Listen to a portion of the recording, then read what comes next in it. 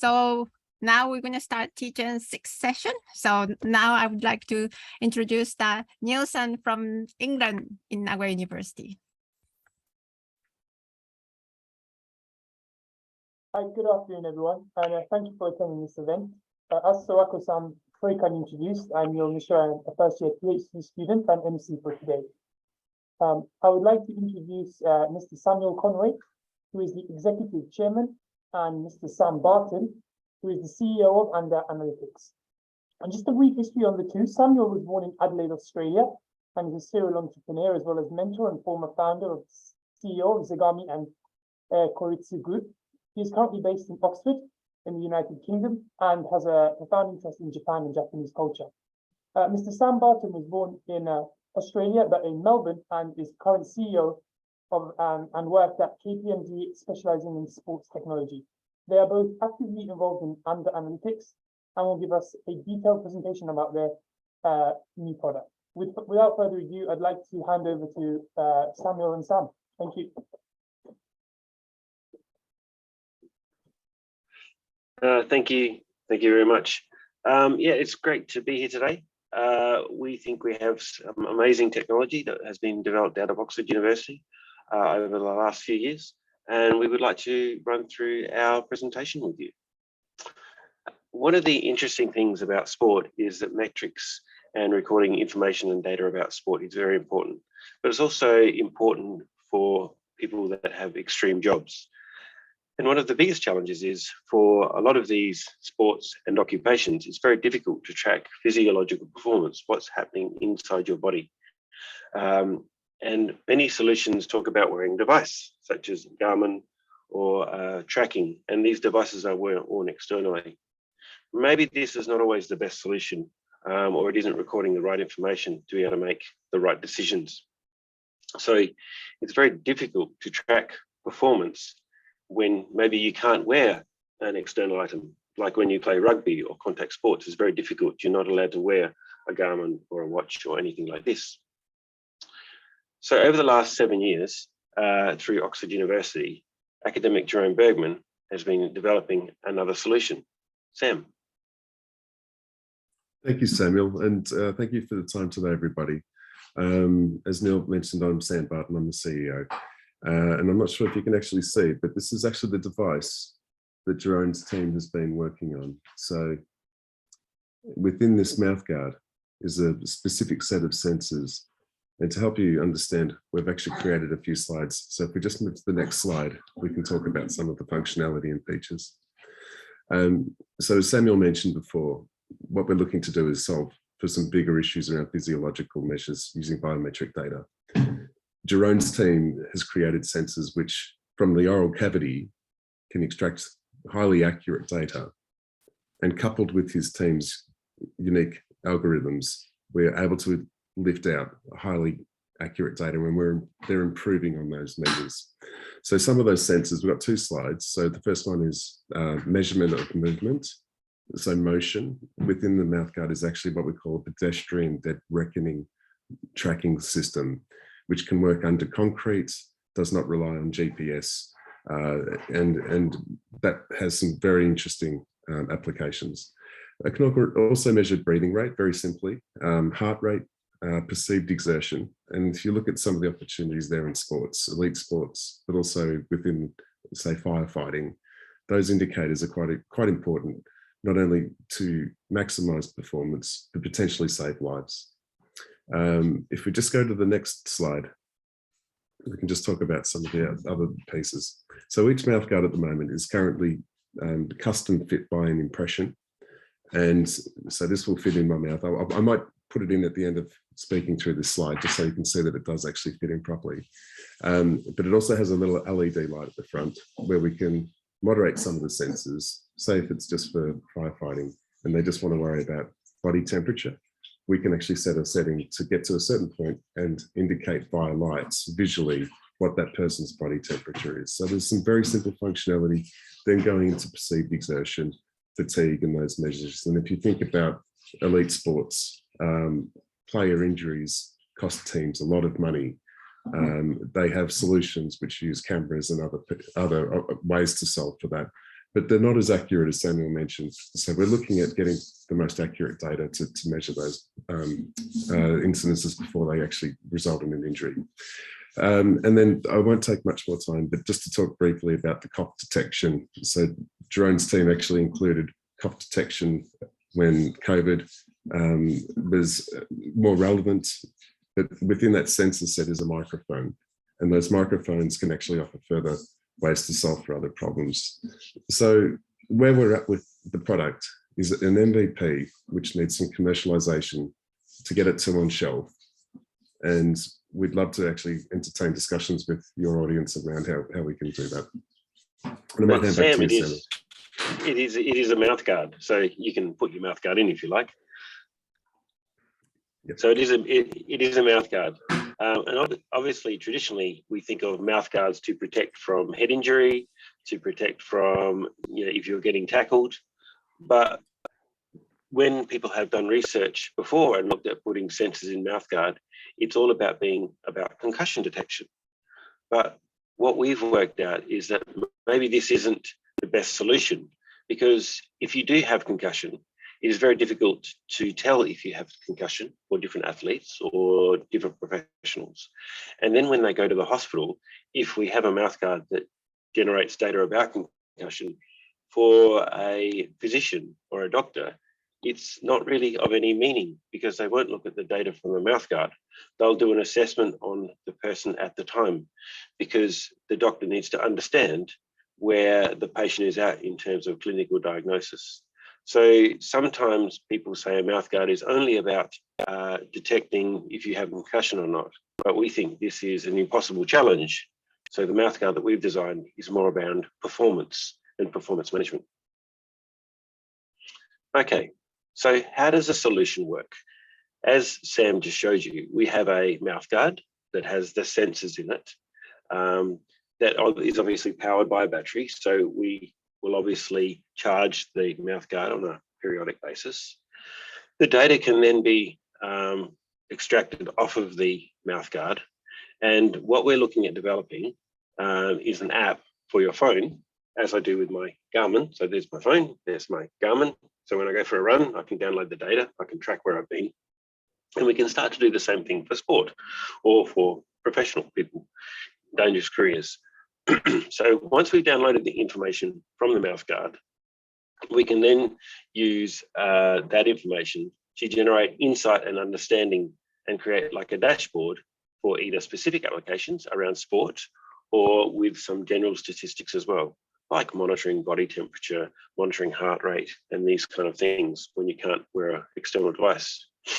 From there, what we're looking at doing is further developing the solution and also the data processing capability of the solution to be able to provide further insight. Now, this insight might not be for an individual. This could be for a coach.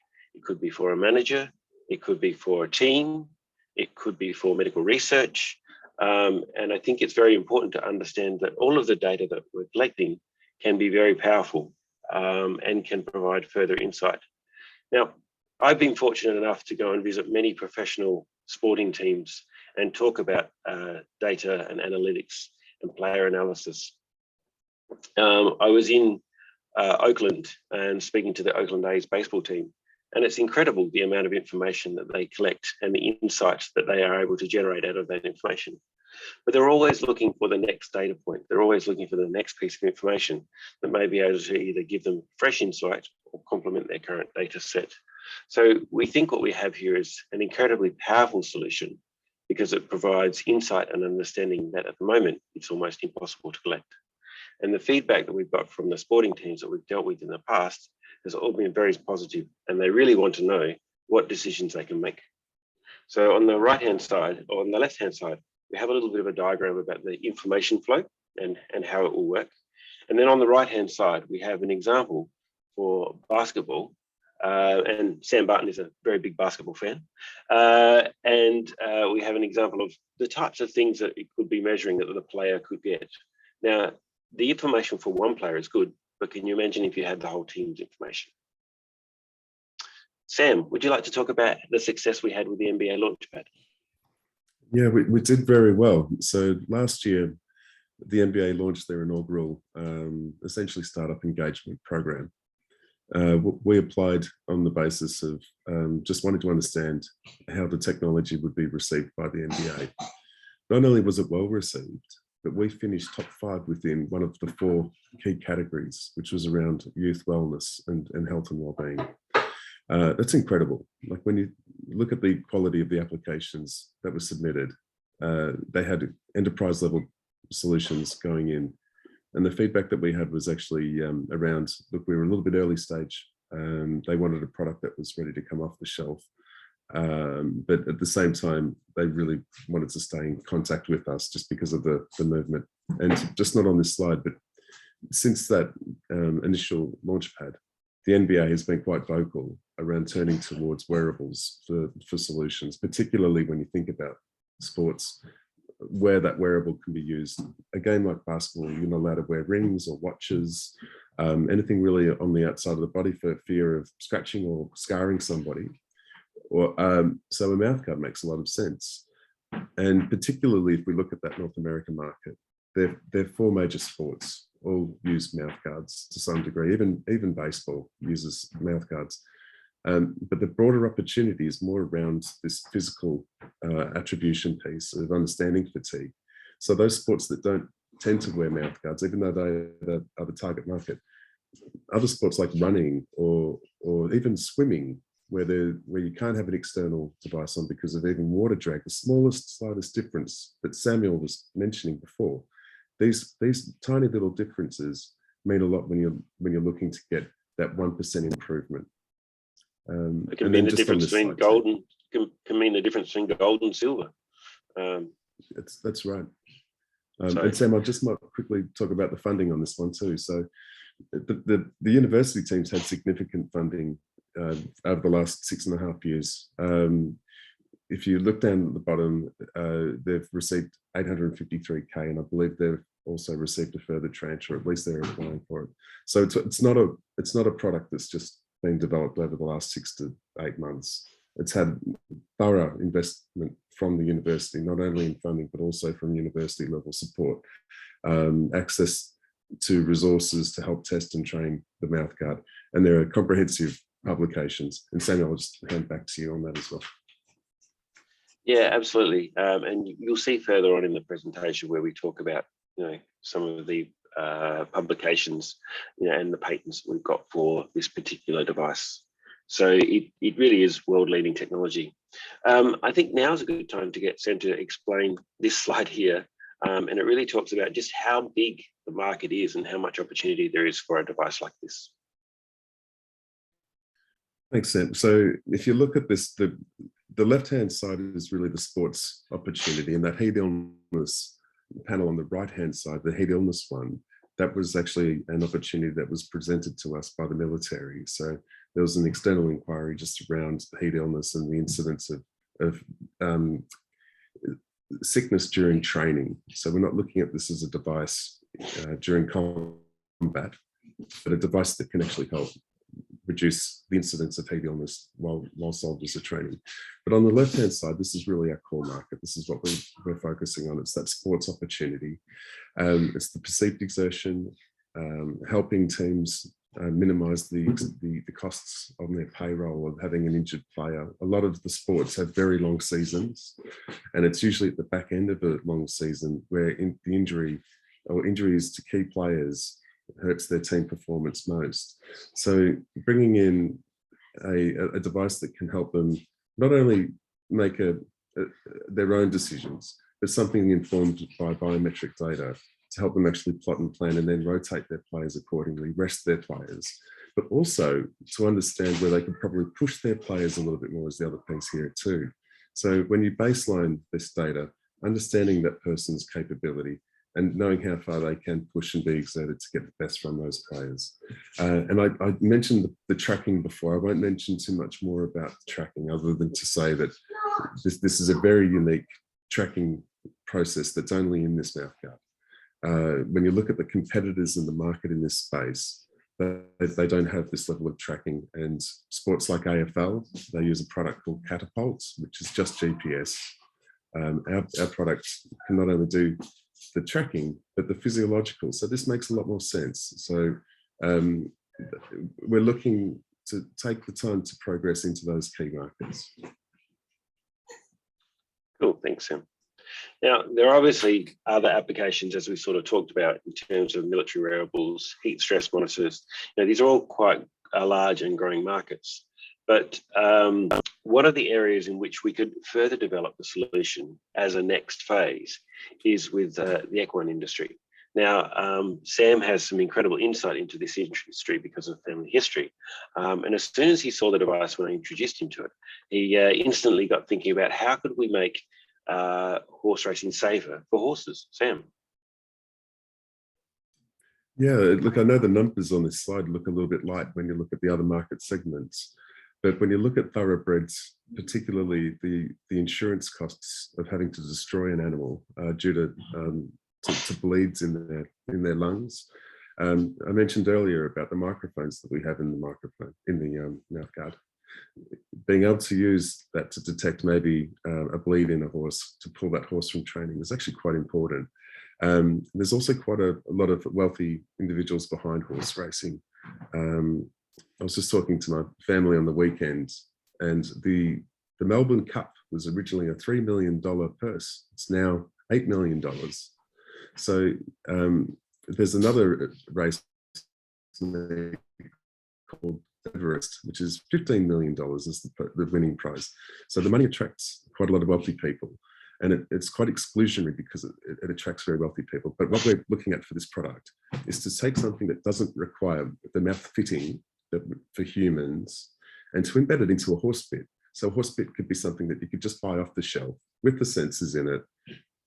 The trainer buys that device for each of their horses, so maybe 20 horses in the stable, and then they're able to actually see how the horse runs during training with that. So that's something we're, I think, very passionate about as well. To be able to contribute to solving a very big problem like that would be phenomenal. And yeah, as Samuel said, we identified that very early as something that we could do and address that NBA concern of being able to have something come off the shelf without requiring some fitting. Yeah, that's a very good point. Samuel, So, did you want me to? So I was just going to say that yeah, the sports analytics one, I think you were going to just talk about with the Zagami view, just how big a market that is. Yeah, absolutely. So I was fortunate enough to be involved with my previous company, Zagami, where we looked at sports analytics and sports data. And I pitched at the MIT Sloan Boston Sports Tech competition back in 2018, and I won the event because we looked at how we could do analytics on player data with images involved in a very different way, and it was quite unique at the time. But I guess what it really highlighted was the value of data within sport, and also the insight that they're trying to get, which sort of talked a little bit before when I was talking about the Oakland Athletics and some of the great conversations that we had there. It should be highlighted, I think, as Sam just said there, we're not expecting a horse to wear a mouth guard. That would be quite hilarious. It is within the bit that we think we can embed the technology. But all of this is, I guess, saying the one thing is that the more data that we can generate for these different sports, and the more we can turn that data into actionable insight, the more valuable the solution becomes. So we do have competitors within the market. Now, we're currently at we've got the sort of finalized engineering design, and we'll talk about that in the next one. But there are a group of competitors out there who are looking to do the same thing. Now, fortunately, because we're Oxford University Technology and it's been developed by Jerome Bergman, we are in an incredibly strong position because we do have leading tech, because Jerome often has to do the accreditation and assessment of some of these other technologies. Sam, would you like to talk a little bit about some of the competition?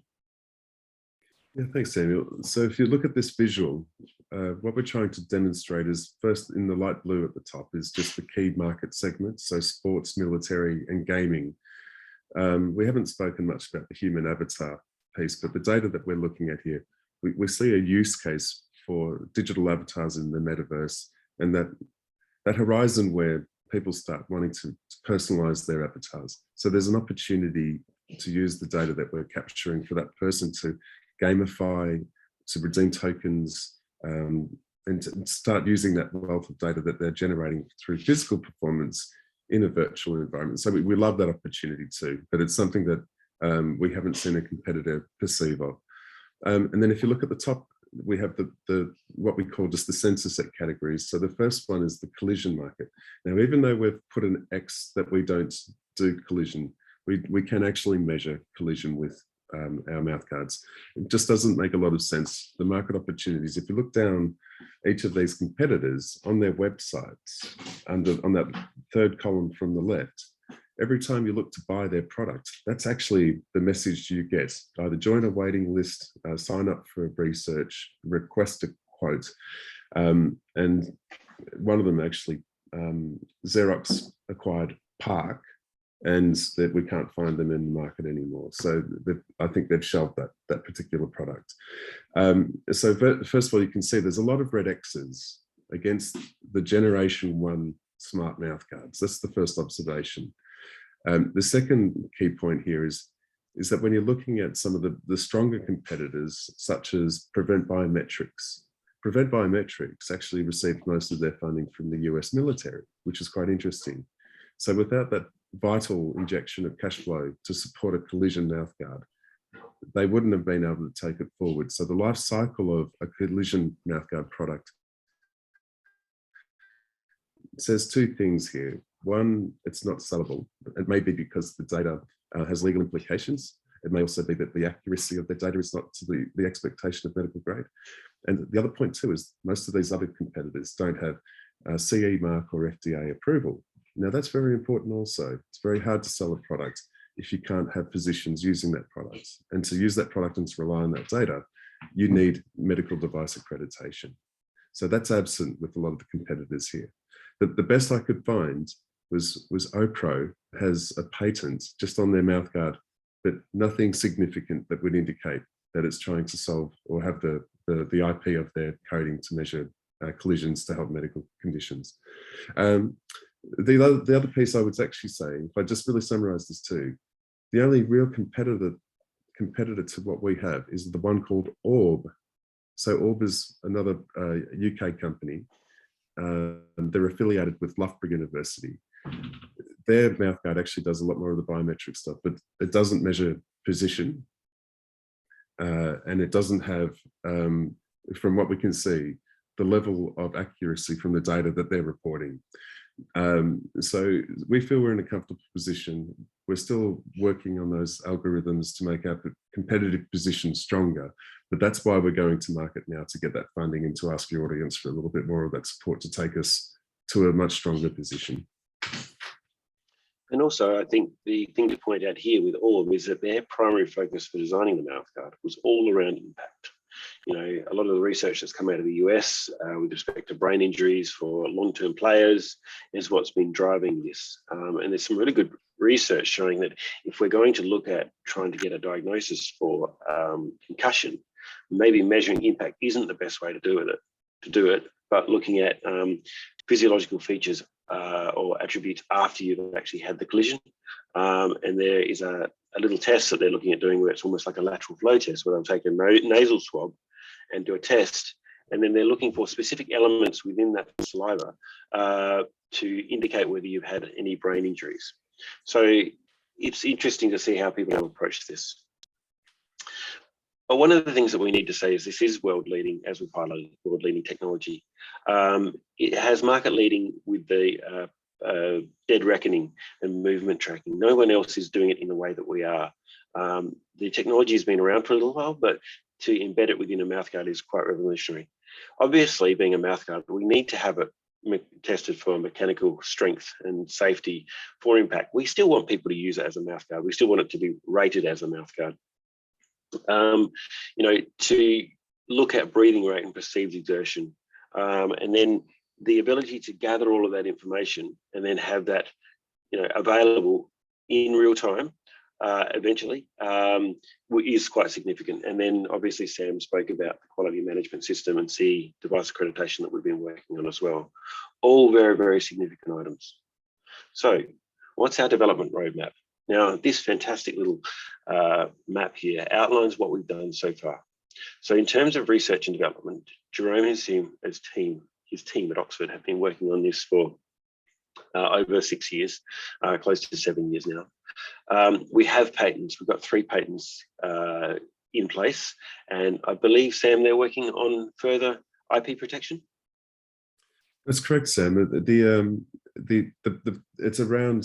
Let me just put it this way: the patents that they have in place are quite general. So now the further IP work is starting to zero in on some of the more competitive aspects of the device that would be what we would pick up in a commercial sense as well.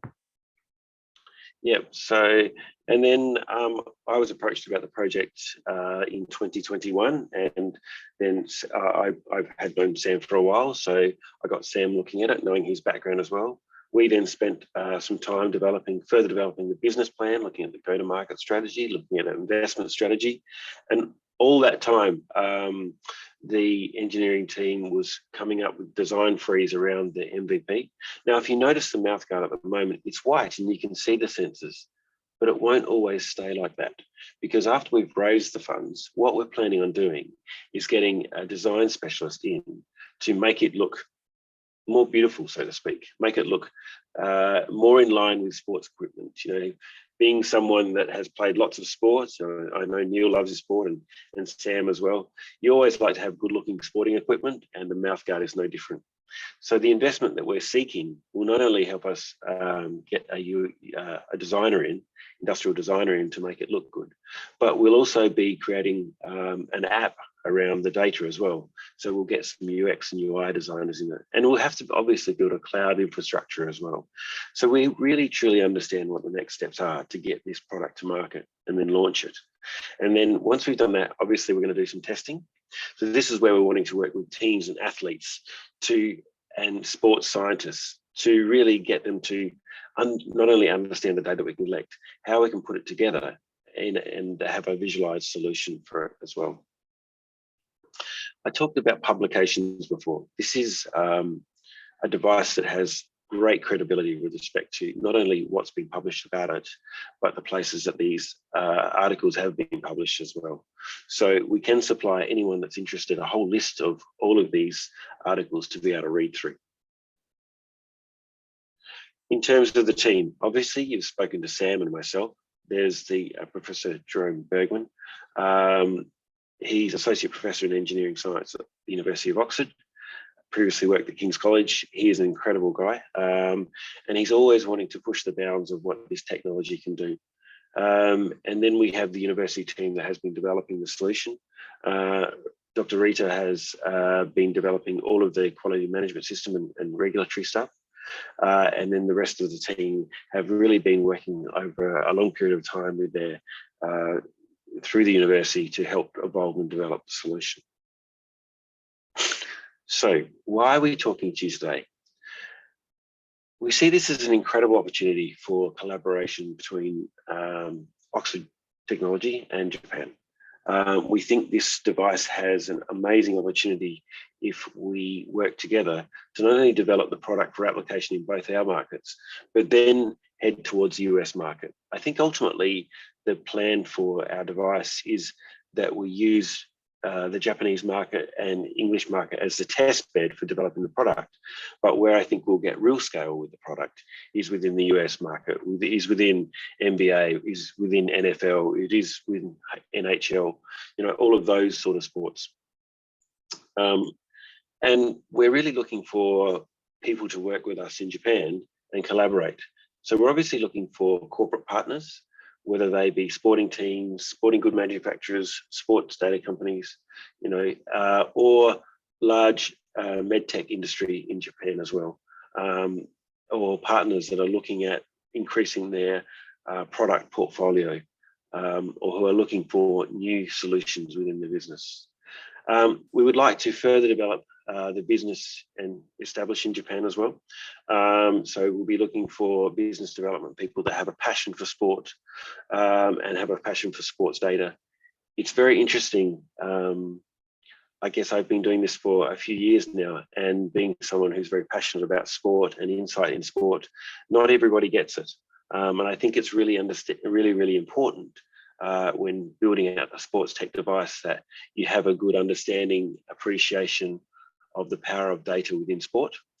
And then obviously one of the key enablers for all of this is that we are currently looking to raise £750,000 in pre-seed funding. That will help us, as per the timeline, build out the next steps and take the product to market. And from there, I think it will be very easy for us to start to scale it.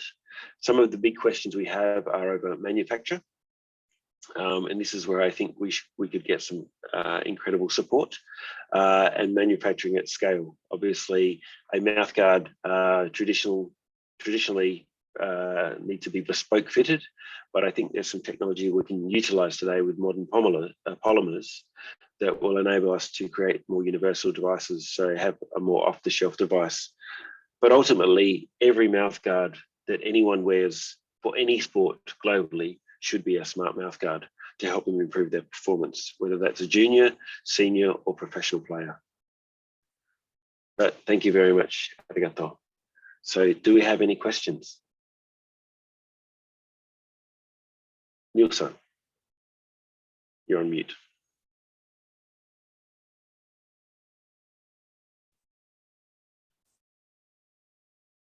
Anyone, any questions?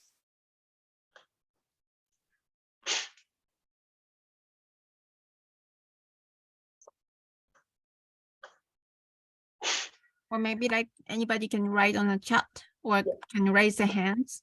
If you could raise your hand, that would be great. Any question is okay. Simple.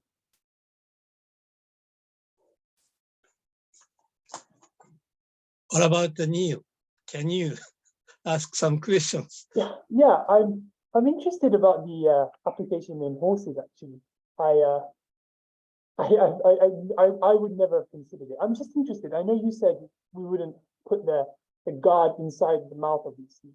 So is it going to be like, how would it work? Will it be like a chip that you insert inside the horse, or how would that work? Sorry, I'm just really intrigued. Thank you. No, Neil, it is really fascinating, isn't it? Yes. So the first comment I would make is that there is existing technology trying to solve for these pieces, but they tend to sit on horse straps or around the body, the exterior of the animal. There is one company that's very similar. It's a spin out from the United States. I can't recall the university, but they've created something quite, what would you say, Sam? What's the word we would use? It's like the product they have looks like just simply a metal plate with the sensors on it. It looks like it's just been fashioned as a prototype. The vision here is to embed the sensors, but on essentially within a piece of metal, something strong that the horse can't chew through, but comfortable. So they're the two main things, and something that doesn't restrict volume of air to go through to the lungs. So we don't want to impede the animal's performance. But we see the opportunity when you look at the existing horse bits, they're quite thin strips of metal. So it's probably it will be thicker, and we need to protect the sensors. But in order for the sensors to work, they'll need to have some way of being comfortable within that mouth. Another avenue is actually in the nostril. There's another way we could do something there, but we're just very conscious that there's a journey. We'll need some veterinary support on making sure we get the right product. I think the need. I was just saying, I think the need has absolutely been identified, and the other company that Sam is talking about there is still very early stage, but they are maybe not as advanced with the sensor set. So maybe they're thinking about design, they're thinking about how they'll get the horse to wear it, but maybe they're not thinking about the sensor set as yet. So they still have many challenges. So I think we could very quickly accelerate past them and capture the market, because they ultimately would probably like to license our technology. And it's very difficult for them to patent what they've created so far. So it's interesting. Well, I mean, horse racing is a really elite sport. There's a lot of money involved, like you mentioned. So I think you know, people want to protect their horses as much as possible. You know, so I think it's definitely got a lot of opportunity there. Thank you very much. Does anyone else have and actually, sorry, Sam, please go ahead.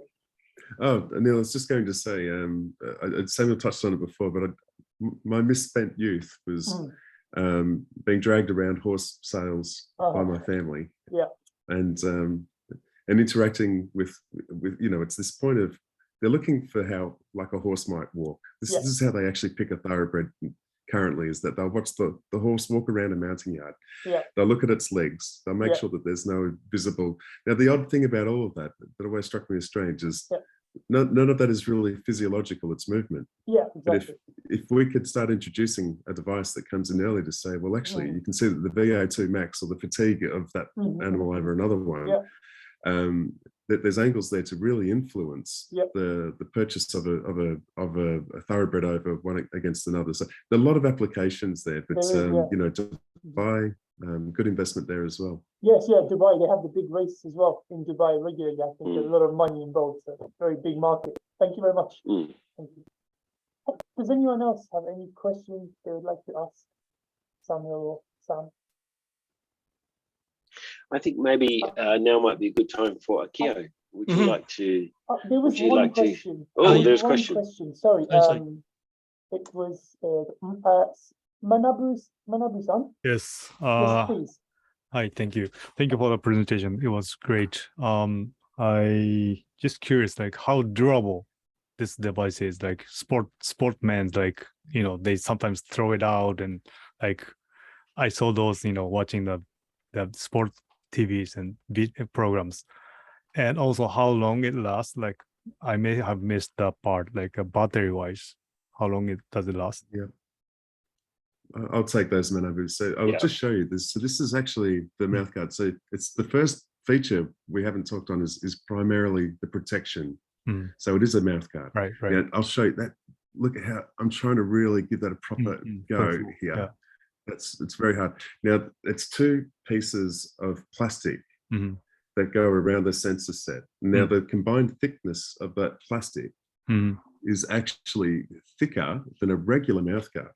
And I'm not sure if you can see, but within there is my teeth impression. So it's fitted for my mouth. So very snug.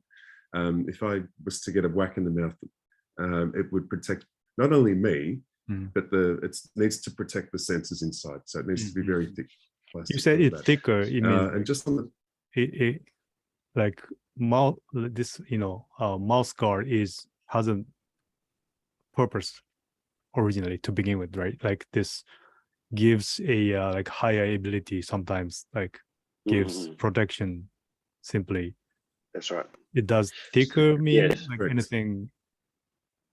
No, it will give the same mechanical protection as what a standard mouthguard will do. You know, the aim will be that if you have a standard mouthguard and you have a Panda or a smart mouthguard, they will be virtually identical. There may be some weight difference, but not a huge amount.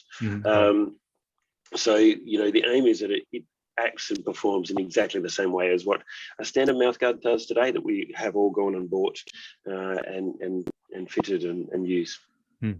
Got it. And Manabu, I just wanted to answer your second question. It's a 3-hour battery life, so 3 hours at the moment. Okay. That will be something that will likely extend in battery life. But at the same time, when you think about any physical training or game situation, it's very rare that any of those activities, other than say long distance cycling or a marathon, that you actually exceed a 3-hour threshold. So 3 hours is good life at the moment. I see. Understood. Thank you very much. For your question, anyone else have any questions they would like to ask Samuel or Sam?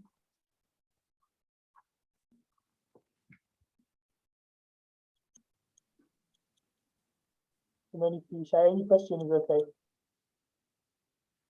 I was going to say, you can ask your question in Japanese as well if you Yes, you can ask in Japanese as well, and we will do our best to translate. Japanese is also okay. 日本語でも大丈夫です。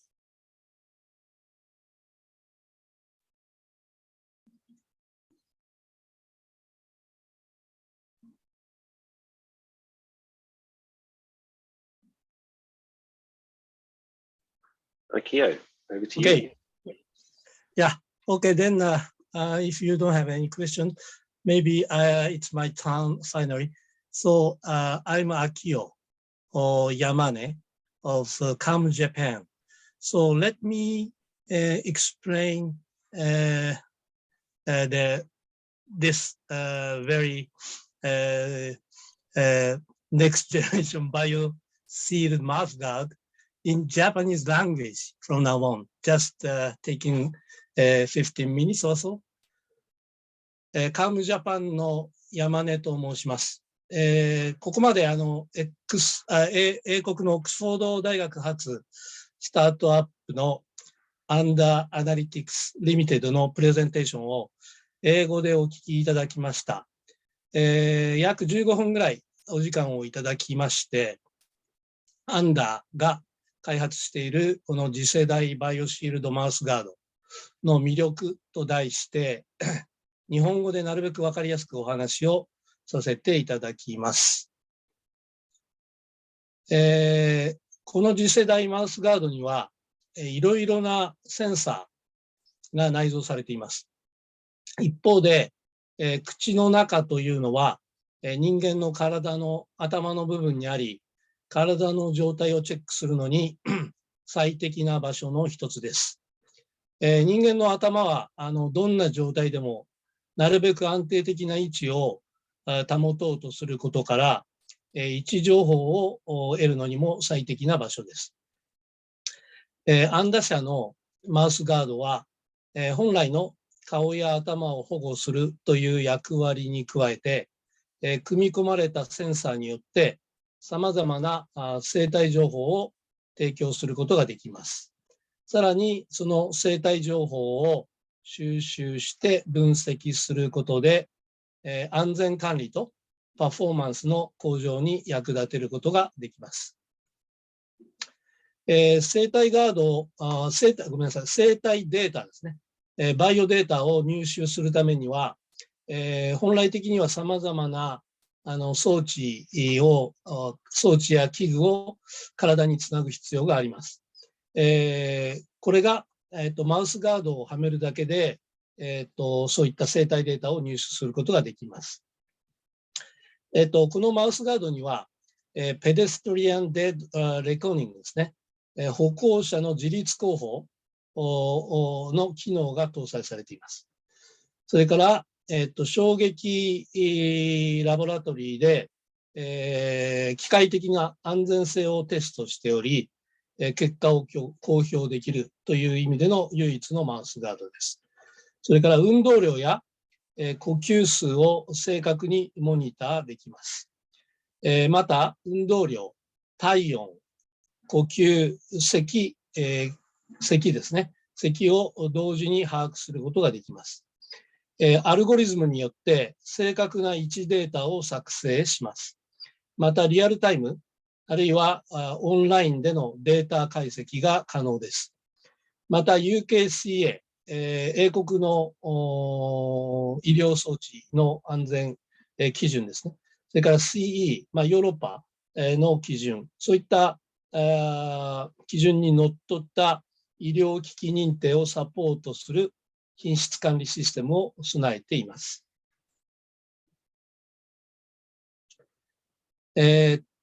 何ができるかと。で、このマウスガードを装着することで何ができるのかと。専門的見地から説明します。専門用語がちょっと出てきますが、ご容赦ください。あえて専門用語を使うのは、この製品がそれだけ科学的に信頼できる技術をバックボーンにしていることを分かっていただきたいためです。まず動きと位置情報です。慣性イナーシアですね。慣性計測ユニットは独自のアルゴリズムと組み合わせて加速度、方位、速度、位置を取得し、クラス最高レベルの位置精度を実現します。GPS よりも精度の優れた位置追跡が可能で、隠れた場所、GPS から届かないような隠れた場所での位置測定が可能です。それからビーコンも必要としません。次に知覚された運動量ですが、このマウスガードのアルゴリズムは世界で唯一検証されたものです。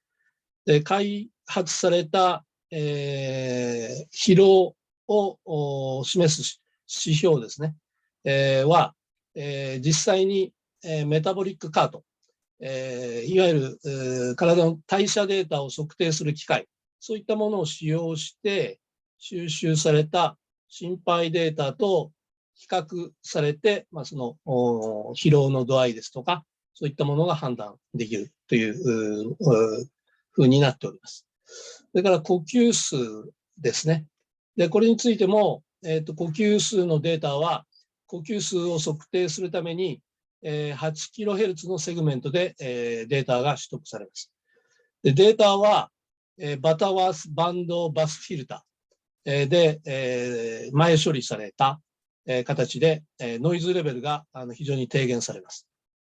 呼吸数の検出のアルゴリズムは、隠れマルコフモデル、英語名ではヒドンマルコフモデル、を使用し、実際のパフォーマンス中に、90% の精度を得る、ために適用がなされます。そういったアルゴリズムを使うことによって、非常に精度の高い、呼吸数のデータが得られます。それから心拍数が得られます。それから体温ですが、体温は口腔内、いわゆる口の中ですね、は体温を測定するのに最適な場所の一つです。で、このシステムは臨床的な精度 0.1 度 C ですね。摂氏 0.1 度で構成された体温測定値を検出、出すことができます。それから咳の検出ができます。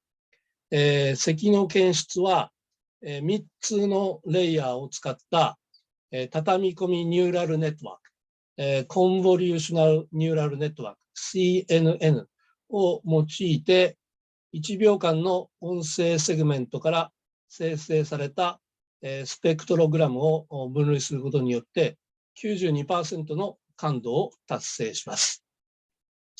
ということで、このマウスガードを使って、いろいろな、シーンに、使うことが可能と考えております。このバイオシールドマウスガードは、例えばスポーツ選手や、高度な緊張を強いられる作業者、などの健康と安全に資するデータを、提供することができます。で、得られたデータを分析することによって、様々な管理手法を使って、パフォーマンスの向上を図ることができます。市場機会としましては、先ほど、サムとサムエルから説明がありましたように、ミリタリーなシーン、国防、日本の前でしたら国防、そういったところでのウェアラブルなデバイスとして使える。それから熱ストレスというものが非常にスポーツの選手ですとか、あるいは消防士の方とか、もちろん国防の方々もそうですけども、そういったところに熱ストレスというものが非常に大きな要素としてありますけども、それを正確にモニターすることができる。それによってですね、スポーツ選手の安全管理ですとか、パフォーマンス向上、それから消防士の方ですとか、そういった方々の安全管理に役立てることができます。それから選手を追跡する位置情報がありますので、こういったものをデータ分析することによって、例えばの話、ゲームの組み立てを行うとか、そういったことに活用が可能と考えております。そういったスポーツの科学におけるデータの活用というものが考えられます。それから先ほど競走馬、サラブレッドですね。そういったものにこのデバイスをかませて、もちろん人間のマウスガードとは全く違う形になると思いますけども、その動物というか、特に競走馬、そういった世界での非常に高度なデータを入手するためのデバイスとして活用することも考えております。それから、これはちょっとデジタルアバター、アバターの世界で、実際のデジタルツインみたいな形でですね、そういったデータを活用するそれから高齢者、シニアピーポーですね。高齢者の介護の支援なんかにも使うことが可能と考えております。それから高所作業を強いられるような建設業、こういったところでの活用も考えられるのではないかということで、様々な想定されるシーンが考えられますので、非常に市場機会というものが将来的にですね、いろいろ広がるのではないかというふうに期待を持っております。それから先ほども説明がありましたが、ソリューションというか、データを収集して、それをいろいろな活用をして、ソリューションを作り出す。ソリューションを図るということで、すでにいろいろ説明がありましたので、あまり詳しくは説明しませんけれども、単にデータを収集するだけではなくて、そのユーザー情報、そういったものをワイヤレスでタブレット、PC サーバーに送ったデータからそういったものを作り出して、ユーザーの情報が視覚化された形で得られると。そのユーザー情報は、分析プラットフォーム上で様々な分析がなされて、安全管理ですとかパフォーマンス向上に役立てられます。アンダー社が何を目指すか。これは私がアンダー社からいろいろお話を聞いて、書いたものなんですが、まずビジョンですね。最も信頼される生体データのケアテイカーになること。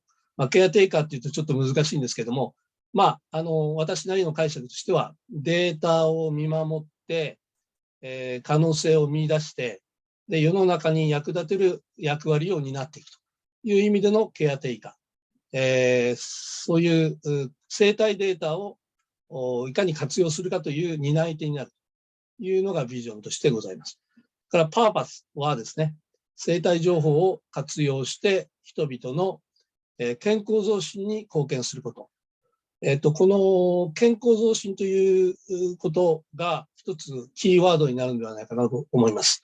と申しますのは、マウスガードが単なるいわゆる体を衝撃から守るということから、さらにこのセンサーを内蔵することでですね、人々の健康増進に役立つ、安全管理に役立つ、それからパフォーマンスに役立つ、そういったことに貢献していこうという目的、パーパスを持っております。したがって、アンダーアナリティクスリミテッドは、次世代バイオシールドマウスガード、この提供を通じて、申し上げたパーパスの実現に向けて活動してまいります。では、今回、お話をさせていただいて、日本企業、あるいは組織、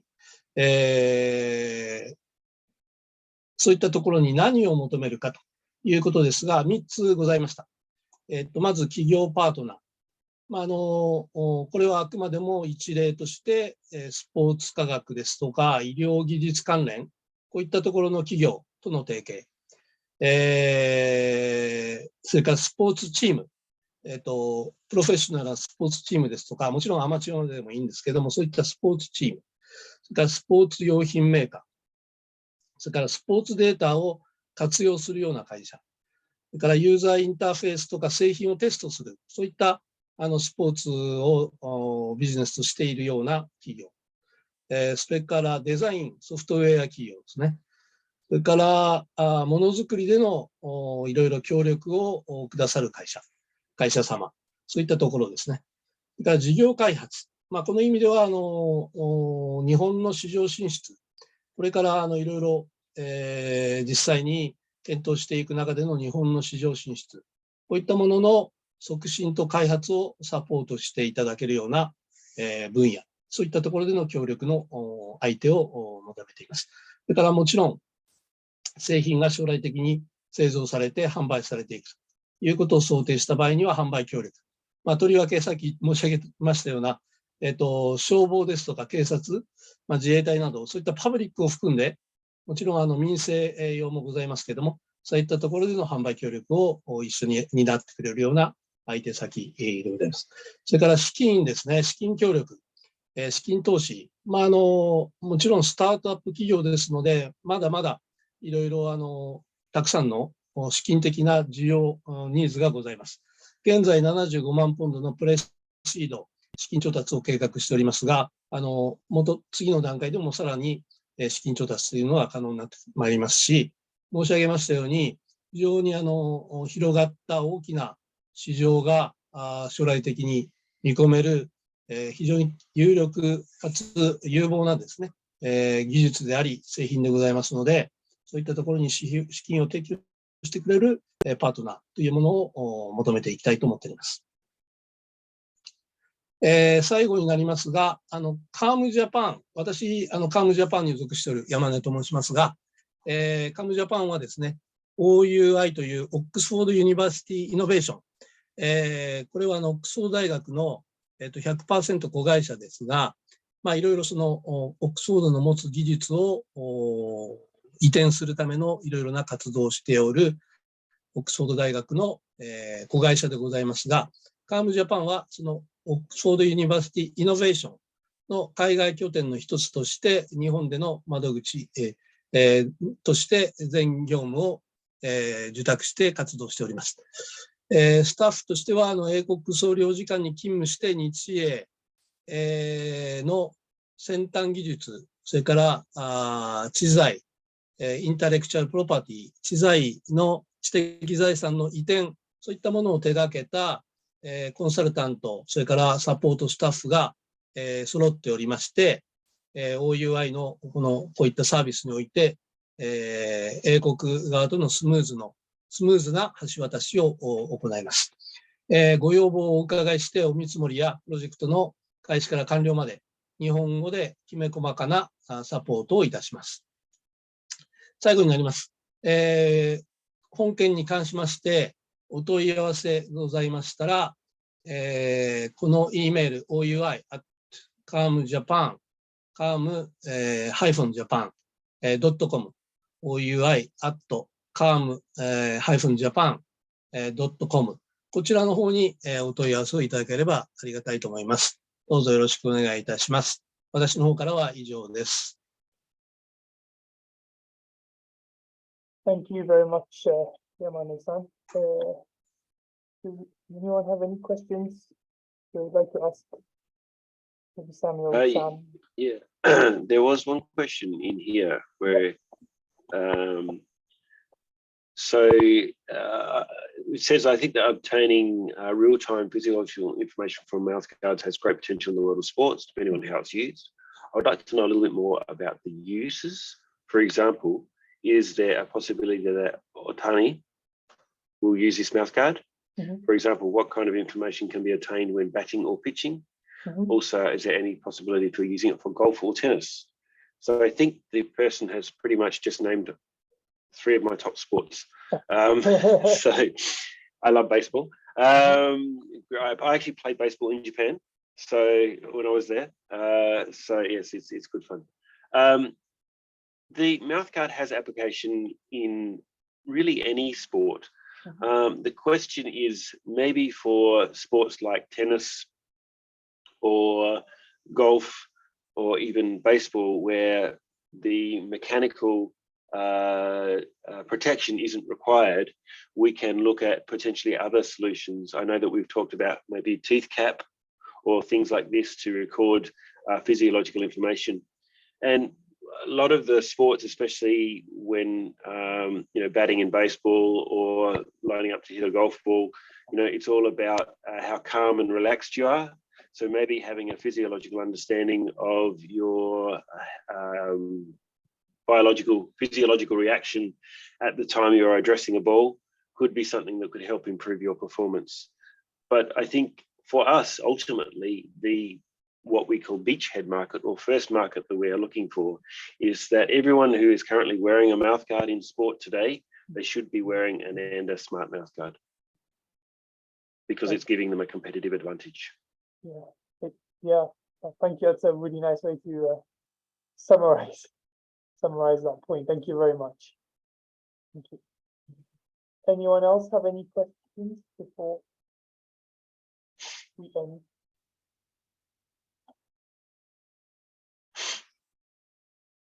Japanese is okay, right? Yeah. You can ask in Japanese. Yeah, definitely. And also you can raise their hands. Yes, please raise your hand or have any questions.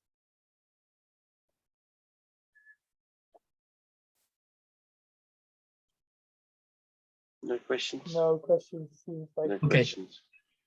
questions Okay. there. Well, I'd like to thank Akio very thank much you very much. for all the support he has provided, and thank you, Neil. Thank We you very will be in much. contact. So, It's been a pleasure. and- Thank you. yes, and shitsureshimasu. We'll Thank you see very you all much. again soon. Thank Thank you you very very much. Okay. Thank you very Bye. much. Thank you, everybody. Thank Bye. you again. Bye.